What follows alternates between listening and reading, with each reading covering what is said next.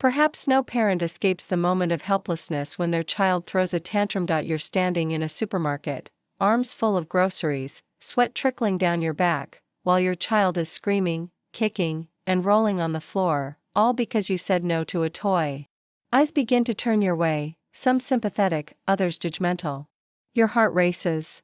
Your face flushes. A wave of emotion rises: embarrassment, anger, frustration, and maybe even a bit of despair. In that moment, it's easy to snap. To shout. To yank their arm, to threaten or bribe, just to make it stop.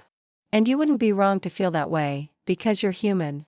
Exhausted, overwhelmed, and stretched thin, this is the honest reality of parenting. But here's the truth: it's in those chaotic, heated moments that we teach our children the first, and perhaps the most important, lesson about emotional regulation. A child in the midst of a tantrum is not a bad child. They are simply lost in a storm of emotions too big for them to hold, too complex for them to name. And you, with your actions, your voice, your gaze, become the lighthouse in that storm. In this video, we'll walk through 10 things not to do when your child is having a tantrum, not to shame or blame, but to grow in calmness, wisdom, and compassion together, because every tantrum, if handled with presence and care, can become a powerful opportunity to connect, instead of a battle to win. 1. Harshly scolding and physically abusing children. This only makes the child scared, more stressed, and unable to learn how to control their emotions. Additionally, the child will learn to imitate aggressive behavior towards others. 2. Completely neglect the child. Right now, I am experiencing emotional turmoil and need safety, not isolation. 3. Arguing or reasoning when the child is angry. The child is losing emotional connection and cannot absorb reasoning at this moment, and may react negatively. 4. Try to solve the problem in a crowded place. It is advisable to take the child to a private place to avoid affecting others and to help the child feel calmer.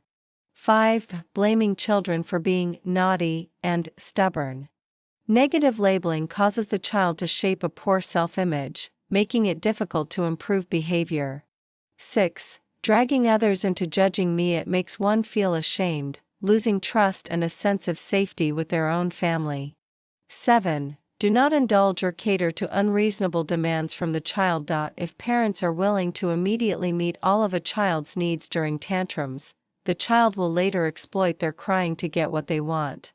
8. Comparisons of my child with other children. Children will always have a shy and sad mindset, feeling hesitant to express their thoughts because they believe they are always at a disadvantage compared to others.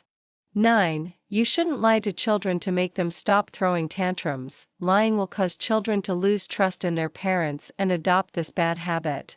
10. Too hasty to put out the tantrum. Do not help children learn how to self-regulate their emotions. Be patient and guide them step by step. Follow the channel to stay updated with a wealth of knowledge about raising young children. Parents.